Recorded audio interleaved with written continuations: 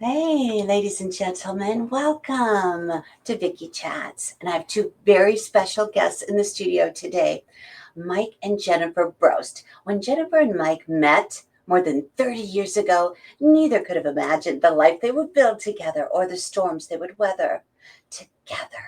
Their marriage has been shaped by both extraordinary joys and heartbreaking trials, fertility struggles, health crises, the painful realities of addictive illness, and the loss of loved ones. Through it all, their faith, their friendship, and their commitment to one another have never wavered. They've walked through fire, and on the other side, they found a deeper love and a calling to help others do the same. Today, with their two sons grown and thriving, Jennifer and Mike are embracing a new season of life, one where they pour their hard earned wisdom and compassion into strengthening families and marriages. Mike, who holds a Master of Divinity from Trinity Evangelical University, now serves faithfully at Nazareth Lutheran Church. Jennifer is a licensed mental health counselor with a master's degree from the University of Northern Iowa, specializing in couples and family therapy. Together, they bring both professional expertise and lived experience, the kind that reminds us that even in the hardest chapters, God is present, love endures, and joy can be found again. Welcome to the show, Jennifer and Mike. Thank you. Thanks for having us. It's a pleasure. Jennifer, could you please hand me my pink cup? Oh, absolutely. For sure. My audience knows I need that. Yes, yes. All right, so tell me, let's start from the beginning. Let's go way back. What's your earliest childhood memory? Vicki, our brains actually remember bad stuff longer than good stuff. Oh, I didn't know that. So I think if most people are honest, their first memory is somewhat emotionally charged and maybe not a happy memory. So I have to decide if I'm going to be, I think God made us that way because if the good stuff hung around longer, why should we go out and get more good stuff? You know? And the bad stuff hangs on for so long that you go, oh, I don't want to do that again, and you learn from that. So it's not a bad thing. But for me, my earliest memory, honestly, is of my parents fighting. No. And they have been, they've been deceased for about 2.5 decades. And they were wonderful people and lots of friends and people here. So I'm not trying to, they weren't always fighting, but that's my first memory. They did have, I think, what we would call a passion marriage, where it was very hot or it was very cold. Yep. So I was either watching them make out in the kitchen, like they're in a movie, or they were passionately fighting. But I think for me, that was very influential in thinking about what kind of life I wanted to live when I grew up and what kind of marriage I wanted to have, and wanting to have so much information and tools, to have a happy family. Absolutely. And maybe a little more stable in that way. More stable. Yeah, but they loved each other very much. They stayed together right till my mother's death, and we're together over, I think, almost 35 years. Oh, wow. Yes. Yeah, one of my earliest memories is actually of a picture of me as an infant in the NICU. I was born with had a hernia, and so right after I was born, they cut me wide open. No. Well, similar, both sides of the case. My parents would end up divorced, but one of my earliest memories is a picture of my parents standing together. My dad is holding my brother in his arms, and they're staring at me in the NICU. So just a picture of great love in our family that I didn't experience a whole bunch with all four of us together. And so that picture really sticks in my mind. Of course it does. Yeah. Bless your heart. So if growing up, what were some of the biggest influences that shaped who you are today? Well, I just really feel like, we're just so blessed to grow up here in the Cedar Valley. There were so many influences, so many people. Like we had this amazing neighborhood, that would have the backyard picnics every summer, at least a couple of times. The Boyers would host it in their backyard, and then the Vanderkeeps would make their homemade ice cream, and they'd let me, turn it or churn it or whatever that was. So much fun, and the neighborhood kids would all get together and play. Beyond that, we had a wonderful school system and just wonderful teachers. My elementary principal was John Foch, which is, Yes, just my pet rocks and all of that was so John wonderful. Is amazing, Yes, isn't he? yes. And then all of the other teachers all the way through. And then not to mention our churches, that were so strong. I actually grew up at Nazareth Lutheran Church, which is where Mike is now at. So that's really special. And then beyond that, my mother was a Waterloo educator. She taught in the Waterloo schools. Oh, Yeah. And I so, didn't know yes. that. And so every time, back growing up in the, we were born in 1975, I was. And then so most of the 80s, that was a very divided time. Yes. Cedar Falls, Waterloo, black and white, very divided. But because of my mom's job, if I went into Waterloo, like to Crossroads Mall, we might run into some of her classmates and their family, her Yes. students and Yes. their families, which also then gave me the opportunity to kind of talk and meet some new people, but always left wondering and being aware of that racial dynamic in the Yes. community, which really saddened me, this kind of feeling that I couldn't really know these people. Right. Because that we were really divided at that time, and I picked up on that. So Of course. that's mine. Yeah, friends, early memories of growing up in a neighborhood and playing in the neighborhood. We just had my wife had a great conversation with one of my earliest childhood friends and brought me back to the times when we would play. Jennifer mentions churches.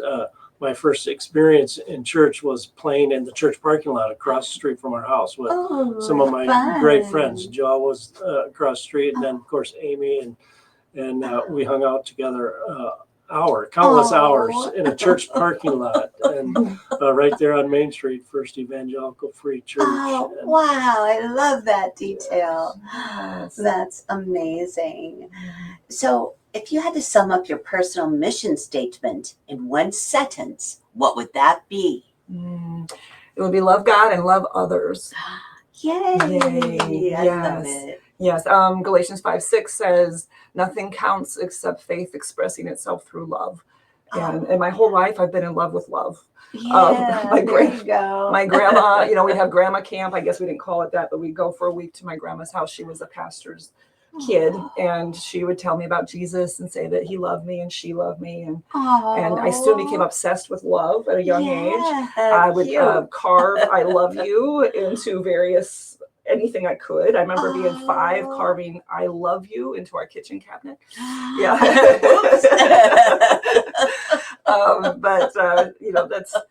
That's a big part of the way I see the world. God is love. And so, of course, it's the most important thing. Oh, that's precious. Yeah. God is love. God is very, very much loving, and very similar to Jennifer's statement is based on love. But love God, that's faith. Love my family, beginning with my wife, and then encourage anyone as God leads. And you think about those 3 things: love God, love your family, and love others. Really incorporated in those are the great commandment where Jesus says, love the Lord your God with all your heart, soul, mind, and strength. Yes. And then he says, love your neighbor as yourself. And I'll have no closer neighbor for, Lord willing, the rest of my life than my amazing wife. There you go. And then everyone's our neighbors. And yes. So to be able to encourage people wherever they're at, whatever they're doing. I love that. And love. Yeah. Yes. Yes, and he's very good at encouraging, Vicki. Oh, I don't think I'm quite as good as Vicki. I don't know about that. I don't know about you that. two together, Told me wow. I've done a great job. 50 times and I've been in here 10 minutes. Right. That's adorable. I think we should talk about how you and I first met. Oh, that would be fun, Vicki. They're gonna love that. That would be fun. So I was a little teeny bopper, yes. and I would have been probably just got my license maybe at 16, Yeah. and I decided I just had to take one of those aerobics classes even before I went to school. And so I would go over to what time did that start? 6 a.m. 6 a.m. So here I am at the getting up YMCA at 5 a.m. and I come over and take your class, and your classes were so much fun, Vicki. Oh, They thank were. you, Oh, there sweetheart. was Aerobics is not fun. Oh, it is with Vicki. It is. Anything's fun with Vicki. Oh my God, thank you. Yes. You Yep. sweetheart. And we have stayed close all these years. Yes. But I gotta tell you, ladies and gentlemen, Mm. this woman in high school said that God told her Oh. that she was to come clean my home on a repeated basis for free. She would take nothing. I did give her some gift cards. She says, okay, Vicki, I will take those. But how kind. I had at the time 4 children that were not neat. They tried, God bless them. But she would come and clean our home for free.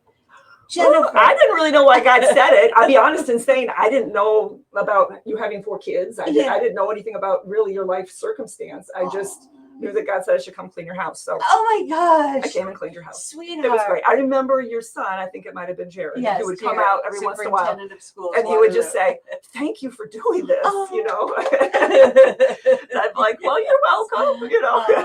honey, thank That was you. nice, yeah.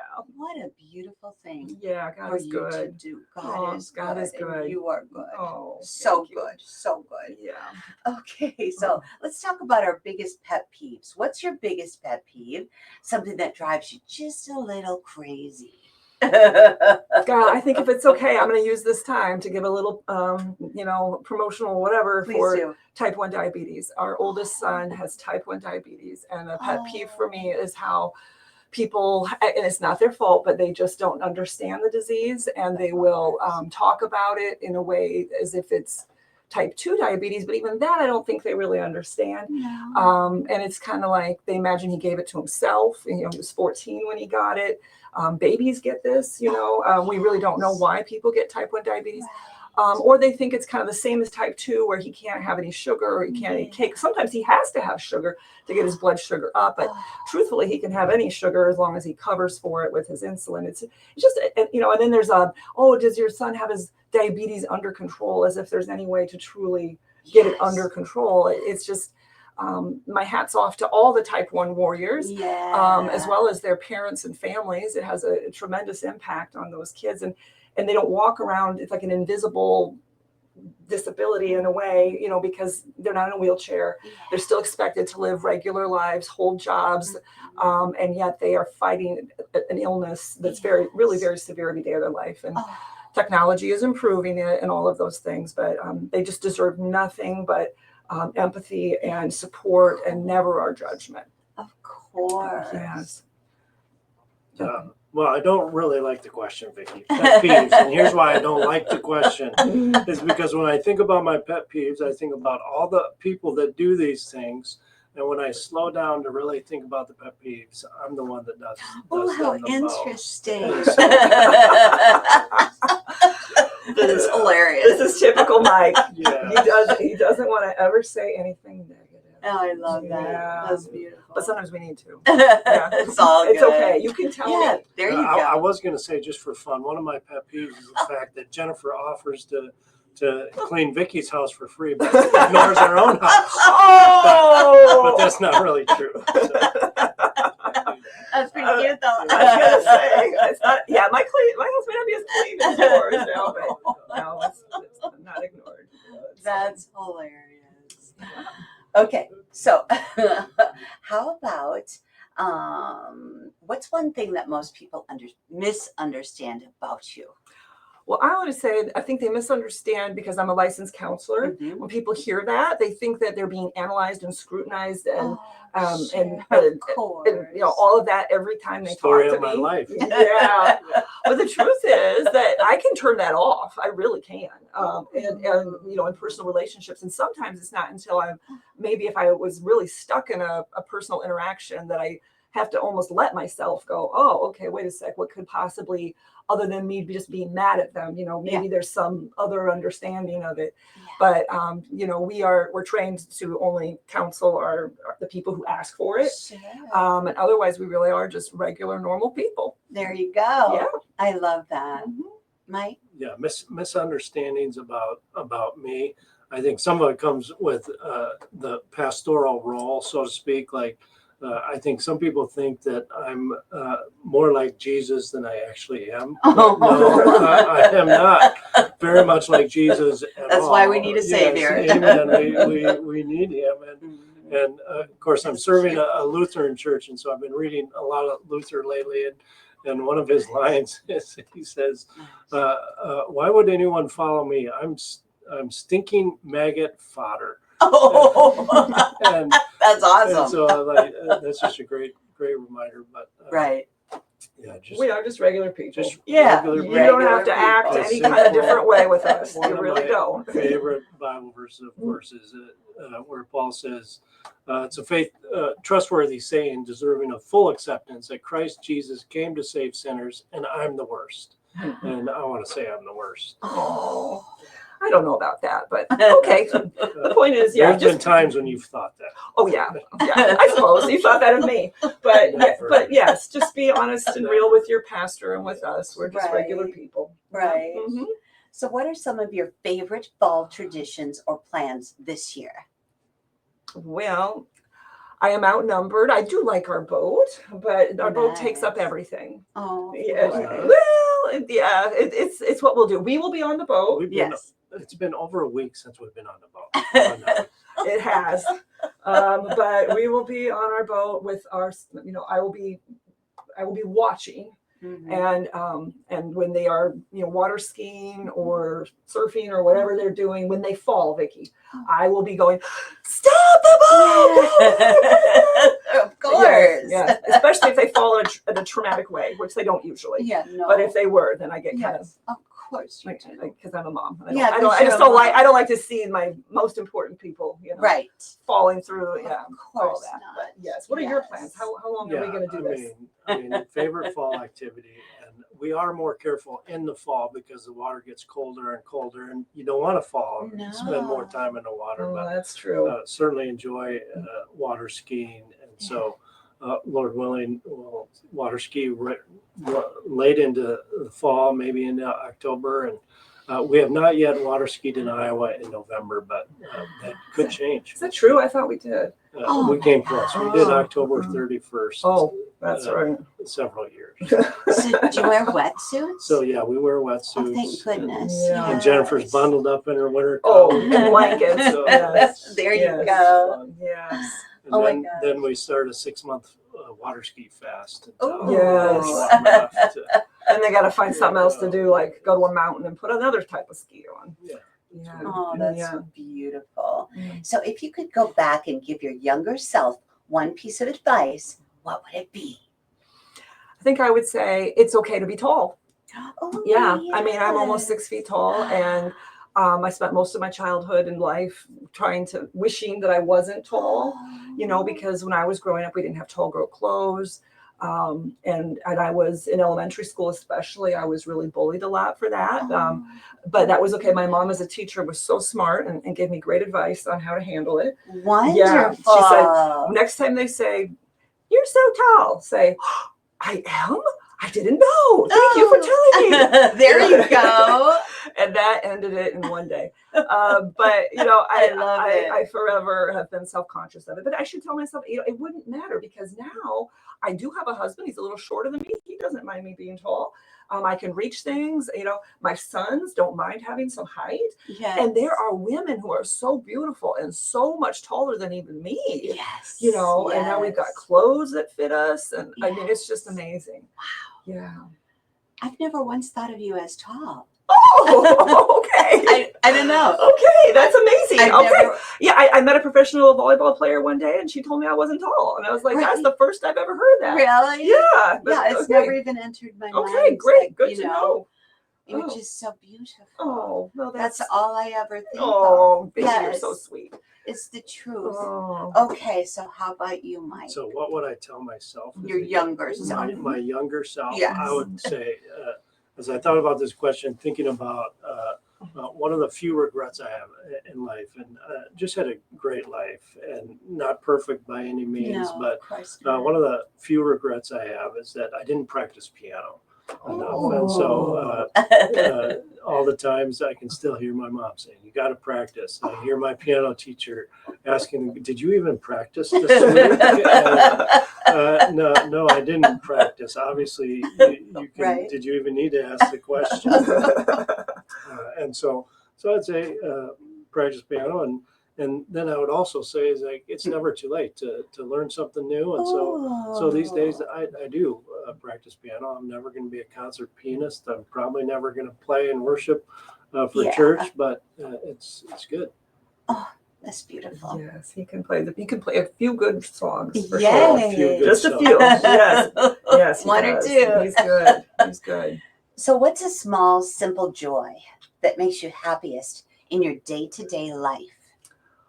Well, as a counselor, this is like a whole class practically on how to maintain yourself and make sure you do these things. But research says that the way you say hello and goodbye to your partner sets the tone for like the whole relationship. And so a simple pleasure for me is most of the mornings that we get to say hello and goodbye to each other in the morning, a quick hug and a kiss. And when I see them again, that's definitely a nice pleasure for me. Oh, that's beautiful. And beyond that, I there's a lot of other little things I do, but if I can, I try to walk to and from work, maybe home for lunch and then back on my lunch break. And that walking is really important. Yeah, it's fun. How lovely is that? Yeah, again, thinking about memories and early childhood memories, and this question makes me think of my grandmother, who she ingrained into us something fierce that you say good morning to everyone you see. The first time you see them, good morning. Yes, it's a good morning. I didn't know that. Which grandma was that? Yes, Grandma Ann. Grandma Ann. Sweet. Granny Annie's, if people knew that one.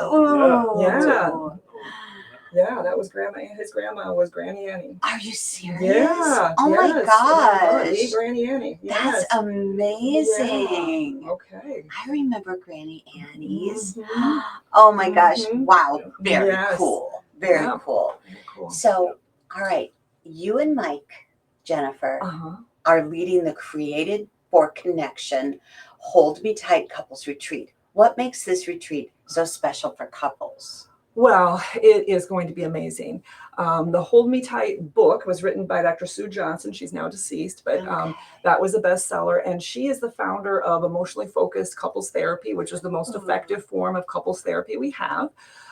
In fact, some would say if you don't use those elements in counseling, that the relationship, it'll actually make the marriage worse if you don't use that when you come for couples counseling. So it's very effective. And then they made a retreat out of it.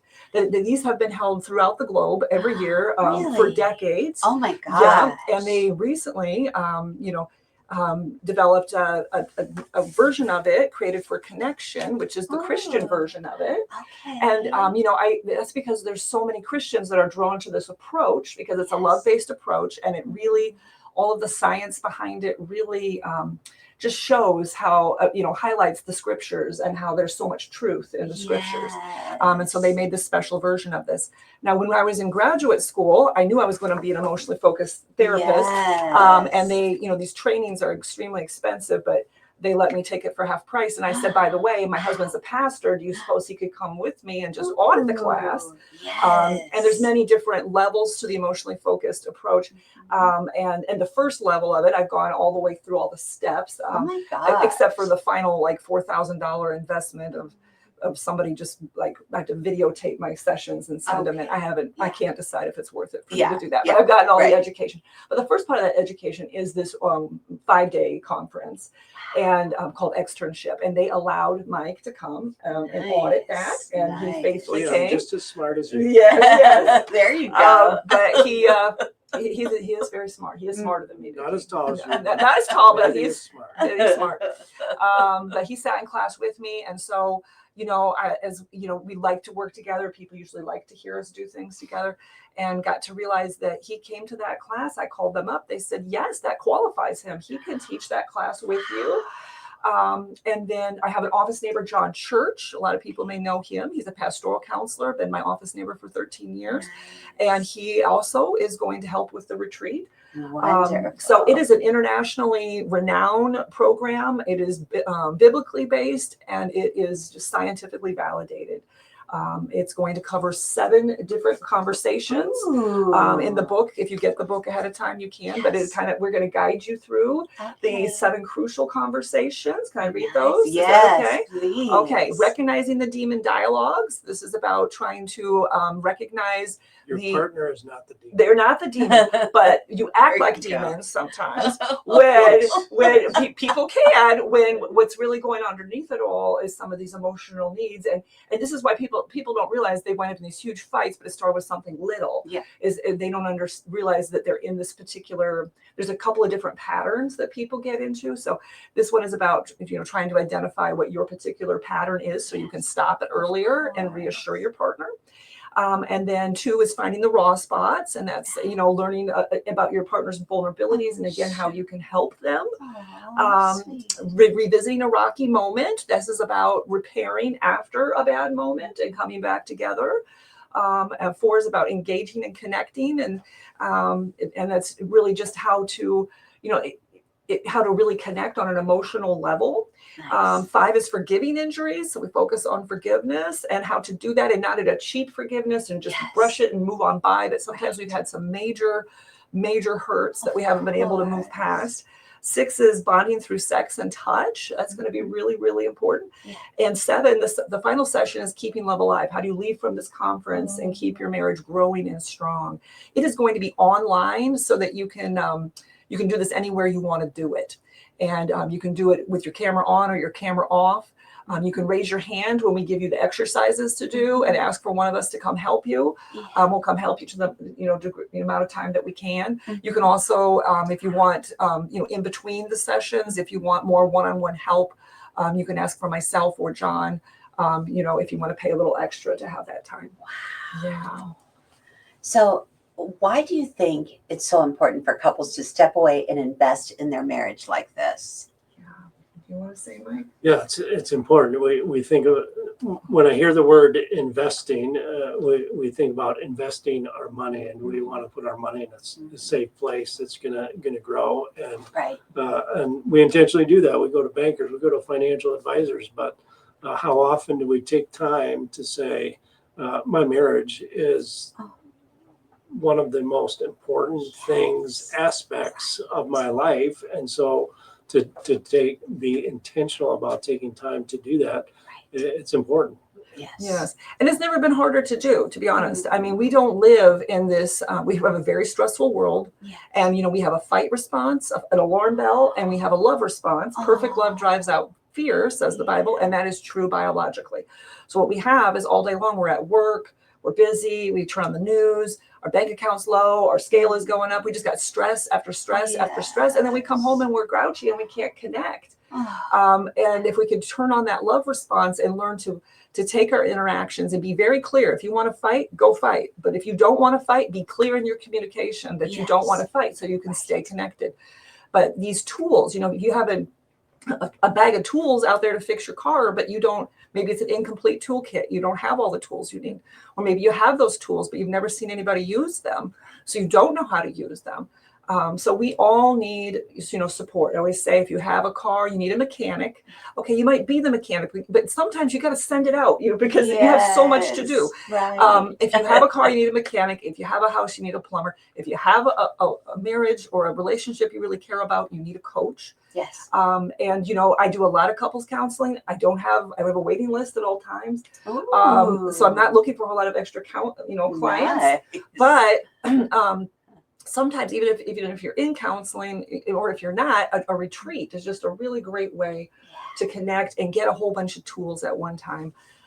Just so excited about it. Yes. Yes. So you're also helping host, and this is very intriguing to me as I'm single, the Build a Love That Lasts events for singles.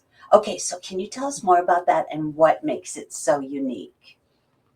Yes. Well, the singles are very important. 49% of the adult population is single. Really? Yes. But if we're really honest in the church, there's not 49% of our congregation that are singles. No. We are not reaching out to singles and doing enough for singles. Now, many singles they have plenty of friends. They maybe don't even want to get partnered or have somebody a marriage again. That's fine. We hope they come to the event too. But for those who are maybe looking for connection, looking for some new friends, or maybe even a partner, I don't know if you'll find one through it, but what we're going to do is on Zoom, so you can again hide yourself or whatever, you can, or you be present. We're going to give relationship education for making good friendships, dating as well, how to make yourself strong, those red flags that you want to watch out for. And we're going to describe what it looks like. Ignored all of them. That's not true. That's not true. No, that's not true. And how to have, if you want to, how to have a relationship that is Christ-centered. Yes. Which is different. Right. It is different, but it's if you build it in that way, you are more likely to have a friendship or a love relationship that lasts. If you attend one or both of those days, Monday or Tuesday, online, then we want to invite you to Nazareth from 6:30 to 9 p.m. on Saturday the 20th. And you can meet people, and we're going to do our best to just have a simple gathering, a party, if you will. We'll have a potluck, things like that. And so, yeah, we hope we've got about 15 people signed up right now, and it's not too late to sign up. Go to lastinglove.us. I'll say that later, I'm sure. Yes. Yeah. And you could verify this. What's the age range of our current? We are welcoming all singles. All singles. You could be 18, you could be 80. We don't care. Whoever you are, if you're single, You go. could be 32 like Vicki. 32. Yes. So what do you hope people walk away with after attending one of these events? I hope they walk away feeling like they've got some new tools so that they can connect, they have a little extra hope, and that they feel and they understand more the love of God for them. And that they feel more connected to their community and the people around them. Right. Yeah. I would hope two things. One, that you'd be encouraged in your relationship with Christ and with God, because He's the creator of all things. He created us, and that's the most intimate connection we can have. But then He also created us to be in community with other people. Yes. And so to build stronger connections both with God and with others. Yes. Beautiful. Mm-hmm. So where can people connect with you online or follow your work on social media? Okay, so you can go to lastinglove.us as our website. And if you go to the events page, you can learn about the different events and you can sign up for one. And then also you can follow us on Instagram, Facebook. It is lastinglove.us. Okay. Yeah. Perfect. And finally, what closing thoughts or encouragement would you like to leave with viewers today?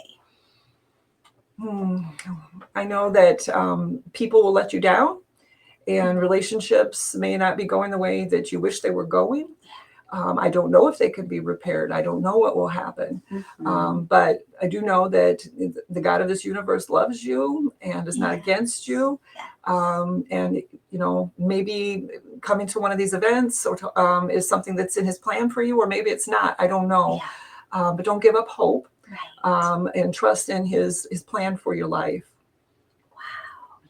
Yeah, I would just want to encourage people. We live in a digital age, and obviously we're coming to you over digital media, and it's a great tool. But we do, as human beings, we need the real connection. And so I would just encourage people to, if you're one that gets encouraged by social media and that connection, think how much greater it can be if you make a real connection. And so whether it's coming to one of our events or connecting to a church, get out and meet some folks and get connected with others. Exactly. Thank you so much. Thank you. It's been a pleasure and an honor to have you here with me today. It's been our pleasure and our honor. Thank you, sweetheart. I'm not going to do aerobics with you right now. I'm not doing it either right now. But I will work out at the Family YMCA this evening. Love the YMCA. Every day. Yes. Support your YMCA. Yeah, there you go. And that's what brought us together. That's right. So, shout out to Norm Johnson, Executive Director, and everybody over there. Yeah, absolutely. Penny Andorf, the President of the Board of Directors. Yeah, they're amazing. So any last closing thoughts after that? Come see us, find your soulmate, maybe. Or even friends. And you know what, if you don't have enough friends, that's your first step if you're looking for your partner. Yes. Because what are you going to do on that day if something doesn't go well? Right. Who are you going to talk to about it? You know? Exactly. Yeah. Your ride or die. Right. Yes. You need your friends. You need your friends. And it's not easy. It's No. not easy to make friends as adults. No. It is not easy. No, it is for me, but Well, yeah, I really have it's very easy for But for me. most Too of us, we're easy. so busy. You Yeah, know, it's not like yeah. we play on the playground when we were kids. Of You know? course. So that's course. part of why we're doing these opportunities There too. you go. Yes. Yes. Thank you so Thank much. you. Yes. God bless. Thank you, ladies and gentlemen, for being with us. Have a great rest of your day. Yes.